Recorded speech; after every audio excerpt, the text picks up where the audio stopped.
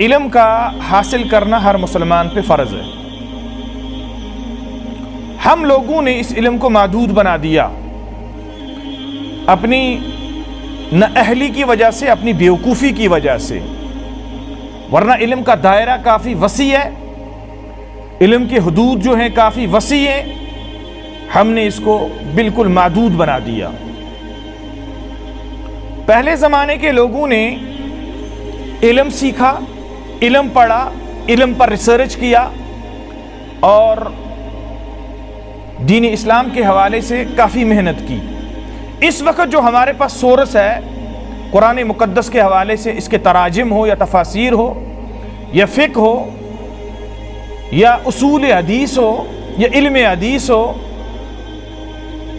یا عربی زبان کے حوالے سے، ہمارے اسلاف نے اس پہ بڑی زبردست محنت کی ہے، زبردست محنت کی ہے۔ نو الیکٹرانک میڈیا تم وقت کاغذ دی نایاب تم وقت، مگر تم پت یہ لے تم وقت کے یم علماء فقہا فضلاء یم ایس، جو محنت انہوں نے کی ہے، جو کتابیں انہوں نے لیے، دنگ رہ جاتا ہے انسان۔ ہمارے علماء جو تھے علم کے حوالے سے بڑے متحرک تھے، اور ہم جو ٹھہرے، ہم نے اپنے اسلاف کی کتابیں، اپنے اسلاف کا علم، اپنے اسلاف کا سرمایہ جو تھا وہ ضائع کر دیا، نہ پڑھا نہ اس کی نشر و اشاعت کے لیے جدوجہد وسعی کی۔ یہی وجہ ہے کہ گاؤں شہروں کے اندر اس وقت علمی زوال آ رہا ہے، اخلاقی زوال آ رہا ہے، کردار کا زوال آ رہا ہے۔ وجہ ہم نے پڑھا نہیں ہے، وجہ ہم پڑھنے کی کوشش نہیں کر رہے۔ اسلام نے علم پر زور دیا، اور اس زمانے میں قرون اولیٰ کے زمانے میں، آج سے 600 سال 500 سال پہلے، 1000 سال پہلے جو مسلم سائنٹسٹ تھے وہ پیدا ہوئے۔ جابر بن حیان یہ مسلم سائنٹسٹ تھے، یہ قرآن حدیث جاننے والے تھے، اس کو فادر آف کیمسٹری کہا جاتا ہے۔ اس نے علم کیمیا جو تھی اس کو ارتقا جو تھا بخشا، اور جتنی بھی شاخیں ہیں اس حوالے سے اس میں سینکڑوں کتابیں لکھی، اور 722 ہجری میں یہ ایران کے اندر پیدا ہوئے بہت بڑے عالم تھے، سائنٹسٹ تھے۔ ابن سینا طب اور ڈاکٹری کے حوالے سے اس نے بڑی بڑی کتابیں لکھی، انگریزوں نے اس کے ترجمے کیے، اس پہ ریسرچ کی، اور وہ ترقی کرتے رہے۔ محمد بن موسیٰ الجبرا جو تھا ریاضی کا، الجبرا جو ہے اس کا جو ایجاد کرنے والا الجبرا وہ محمد بن موسیٰ ہی ہیں، اور ریاضی کو ترقی، میتھ کو ترقی بخشنے والے محمد بن موسیٰ ہی ہیں۔ علامہ دمیری کتاب لکھتے ہیں حیات الحیوان، تقریباً 3 جلدوں پہ وہ کتاب ہے حیوانوں کے حوالے سے، سرپن ہنس قسم، بچن ہنس قسم، شیروں کی قسمیں، بالوؤں کی قسمیں، اور یس ریئی چھ یہ کتھ کن چھ شونگان، یہ کتھ کن چھ وچھان، سماعت کیا چھ امسنز۔ اچھا، اس پر ریسرچ کی، انگریزوں نے اس کے ترجمے کیے، اس پہ ریسرچ کی، اس کو پڑھا، اور اس کے بعد انہوں نے جو جیوگرافیا ہم دیکھتے ہیں ٹی وی پہ، چینلیں دیکھتے ہیں، تو ہم حیران ہوتے ہیں کہ انگریز کر رہے ہیں، لیکن انگریزوں نے کاپی کی ہے مسلمانوں سے، انگریزوں نے کاپی کی مسلمانوں سے، یہ علم تھا ہمارے اسلاف کا، مگر ایسا پتہ ہے ہم سوئے ہوئے ہیں۔ تو قرآن نے اقرأ بسم ربک الذی خلق، یا رسول اللہ صلی اللہ علیہ وسلم پڑھیے اللہ تعالیٰ کا نام لے کے، اور انہوں نے پڑھا اللہ کا نام لے کے، شرق سے لے کر غرب تک اسلام جو تھا وہ غالب ہوا، اسلامی بہار آئی، اور ہمارے اندر ذوف آیا، ہمارے اندر عقائد کے اندر ذوف آیا، اخلاقیات کے اندر ذوف آیا۔ اس وقت ہم زندہ ہیں لیکن اصل میں ہم مردے ہیں، ہمارا ذہن جو ہے بگڑ چکا ہے، ہماری سوچ بگڑ چکی ہے، ہمارا فہم بگڑ چکا ہے. بس کچھ چیزیں اسلام کی ہمارے اندر رہ چکی ہیں. ایسے نماز پڑھان، جمعہ پڑھان، بانگ پڑھان، باقی مکلیاؤ. اگر ہمارا امتحان ہو جائے، ایگزام ہو جائے، یم نو مسلم ونکس گسان یورپس اندر اگر موازنہ کیا جائے علم کے میدان میں، عمل کے میدان میں، اخلاقیات کے میدان میں، کردار کے میدان میں، وہ ہم سے سینکڑوں سال آگے ہیں. کیونکہ وہ پڑھتے ہیں، وہ اسلام کو انہوں نے پڑھا، سمجھا. اور غزوہ بدر کے اندر 70 مارے گئے، 70 قید ہوئے. کافر 70 مارے گئے، 70 قید ہوئے. جو قید ہوئے وہ فدیہ لے کے اپنے آپ کو، فدیہ دے کے اپنے آپ کو چھڑاتے تھے. 70 میں سے جو پڑھے لکھے تھے ان کا فدیہ یہ مقرر ہوا کہ مسلمانوں کے بچوں کو پڑھنا لکھنا سکھاؤ. جو کافر 70 تو مارے گئے وہ واصل جہنم ہوئے، لیکن 70 جو قید ہوئے، جو ان میں سے ان پڑھ تھے وہ فدیہ دے کے اپنے آپ کو آزاد کرتے تھے اور فدیہ بیت المال میں جمع ہوتا تھا. جو ان میں سے 70 میں سے کافروں کے 70 میں سے جو پڑھے لکھے تھے، اس وقت کا علم لکھنا پڑھنا، ریاضی، میتھ وغیرہ، جو پڑھے لکھے تھے ان کا فدیہ یہ مقرر ہوا کہ مسلمان ہند بچے پڑھنا ہوئی.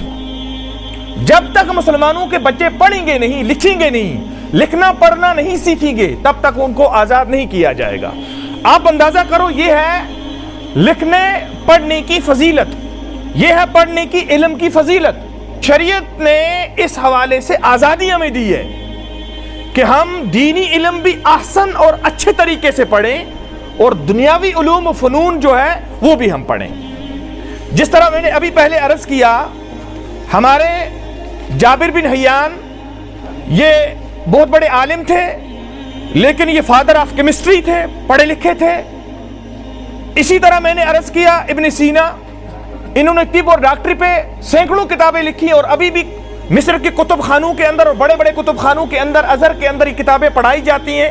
اس پہ ابھی بھی انگریز ریسرچ کر رہے ہیں اور اس کے انگریزی ترجمے کر رہے ہیں. اسی طرح میں نے عرض کیا محمد بن موسیٰ، یورپ کا میتھ بالکل کمزور تھا، الجبرا ایجاد کرنے والے یا میتھ کے باقی شکے ایجاد کرنے والے جو تھے محمد بن موسیٰ تھے، اور انگریزوں نے اس پر ریسرچ کی اور اپنا میتھ، اپنی ریاضی جو تھی سٹرانگ کی. تمہاری بزنس تب تک نہیں چل سکتی جب تک تمہارا میتھ نہیں ہوگا، جب تک تمہاری ریاضی پختہ نہیں ہوگی. تو اسلام نے ہمیں زور دیا تھا کہ آپ کاروبار کریں، لیکن کاروبار کے لیے پہلی شرط یہ ہے کہ اس کے لیے حساب کتاب ہونا چاہیے.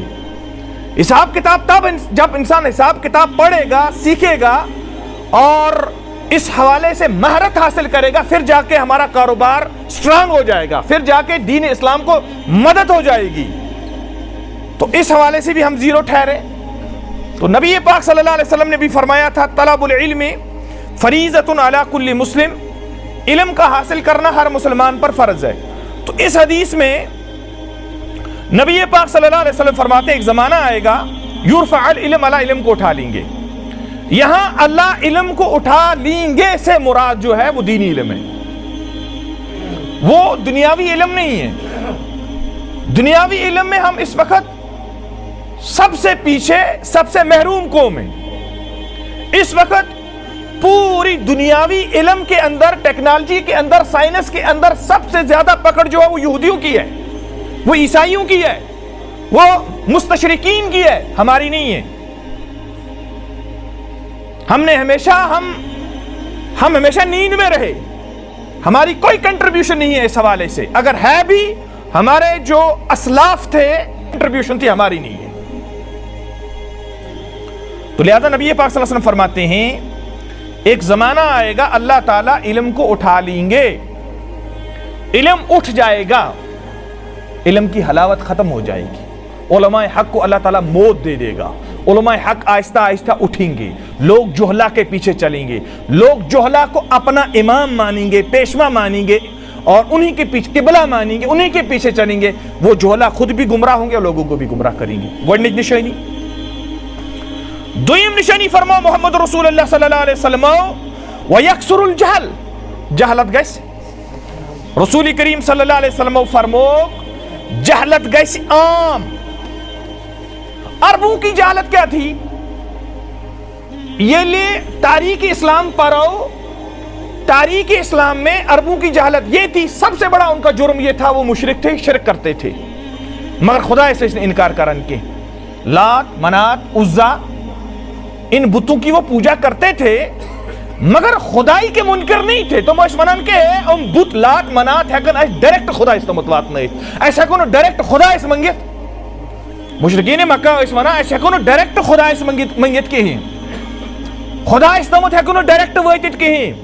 لہذا یم سن یم لکٹ لکٹ بت منات عزا وغیرہ ہے ہم انہی سے پہلے مانگیں گے، یہ ہمارا رابطہ خدا سے کریں گے، پھر خدا ہماری بگڑی بنائے گا. یہ اس عقائد انہوں بگاڑ. یہ تھی ان کی جہالت. یہ تو تھی قدیم جہالت.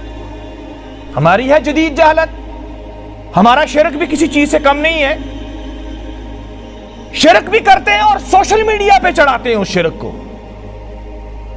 تمام انبیاء جتنے بھی آئے، تمام انبیاء تمام رسول جتنی کتابیں آئی، ان کا مشترک سبوں کا نقطہ یہی تھا قولوا لا الہ الا اللہ تفلحون.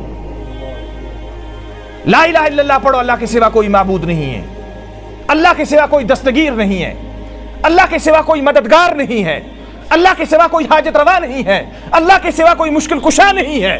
یہ تمام پیغمبروں کا مشترکہ نقطہ، مشترکہ پیغام یہی تھا. جہالت کی انتہا یہی ہے. قبر والے چلے گئے، قبر میں ہیں، آرام فرما. یم دنیا گئے تم چھ قبر اندر آرام فرما. زندن خطر چھ یہ حکم قبر ہز کریو زیارت. تمن خطر پڑھیو مسنون دعا السلام علیکم یا اہل القبور انتم لنا سلفا ونحن لکم تبعا وانا انشاءاللہ بکم. بے پڑھیو قرآن پاک چکی آیات سور، بے کریو امن خطر دعا. یہ چھ زندن خطر حکم. جب زندہ ہی گیا جا کے قبر کو سجدہ کیا، اس سے بڑا شرک کیا ہو سکتا ہے؟ جب زندہ ہی گیا قبر کی جا کے قبر کا طواف کیا، قبر کی مٹی لا کے برکت کے لیے گھر میں رکھی، اس سے بڑا شرک کیا ہو سکتا ہے؟ اس سے بڑی جہالت کیا ہو سکتی ہے؟ نبی صلی اللہ علیہ وسلم فرماتے یرفع العلم ویکسر الجہل. علم کو اللہ اٹھا لیں گے اور جہالت عام ہو جائے گی. جہالت کی انتہا ہماری عورتیں. عورت جو ہے، عورت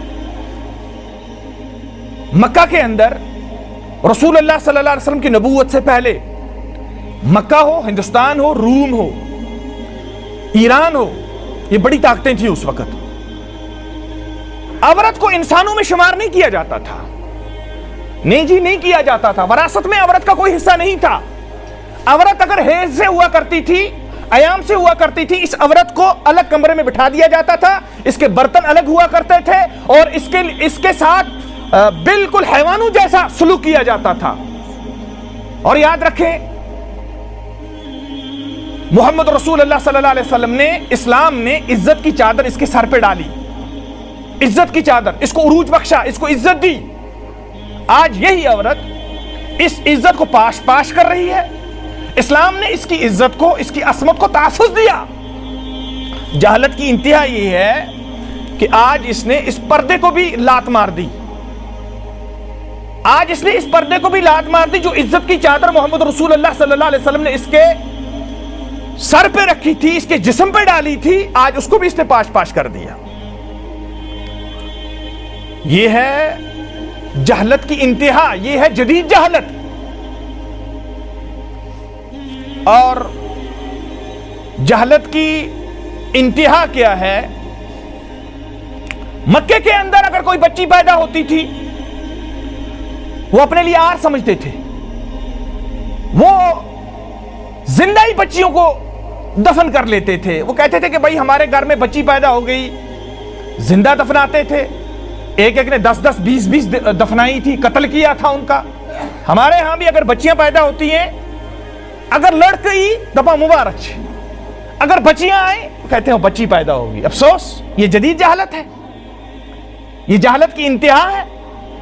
حدیث میں آیا، نبی پاک صلی اللہ علیہ وسلم نے فرمایا جس کی 2 بچیاں پیدا ہوں، 3 بچیاں پیدا ہوں، ان کی تربیت کرے، ان کو بڑا کرے، ان کو تعلیم دے، ان کو ودا کرے، جنت کی بشارت سنائی محمد رسول اللہ صلی اللہ علیہ وسلم نے.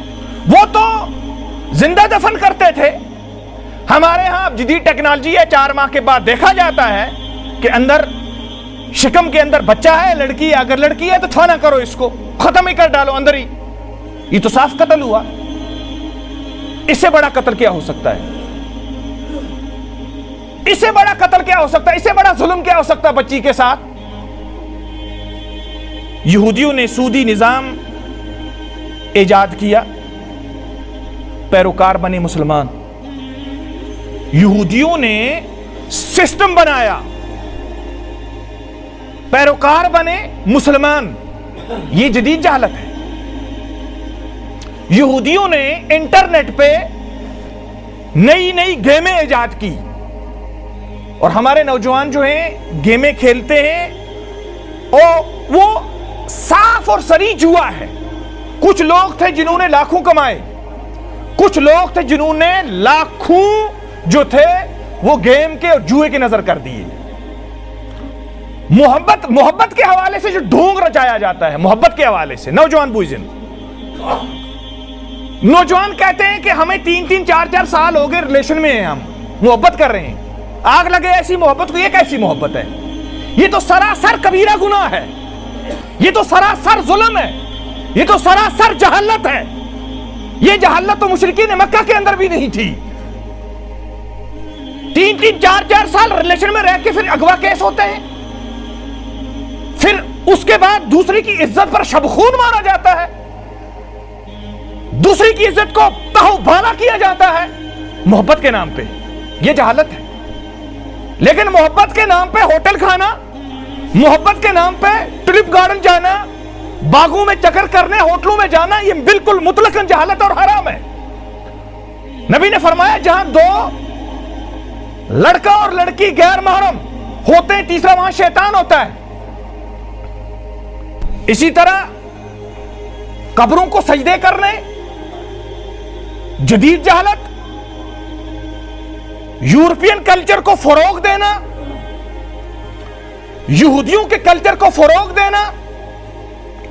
جو یہودی اس وقت فلسطینیوں کو تہو بالا کر رہے ہیں, ان پہ تیشے چلا رہے ہیں, تلواریں چلا رہے ہیں, ان پہ میزائل پھینک رہے ہیں, ان کے کلچر کو ہم لوگ فروغ دے رہے ہیں. افسوس ہے یار. ایک طرف سے یہودی ہمیں کاٹ رہے ہیں, دوسری طرف سے ان کی تہذیب کو فروغ دینے والے ہم لوگ. جدید جہالت. محبت کے نام پر ریلیشن رکھنی, جدید جہالت. سودی نظام کو فروغ دینا, جدید جہالت. بچی کو شکم کے اندر اسقاط حمل کرنا, جدید جہالت. بچیوں کو منحوس سمجھنا, جدید جہالت. تو یہ 2 چیزیں تھی. انشاءاللہ یہ سلسلہ ہم جاری رکھیں گے. یہ سلسلہ تھا کہ قیامت نشانی رسول کریم صلی اللہ علیہ وسلم بیان کرے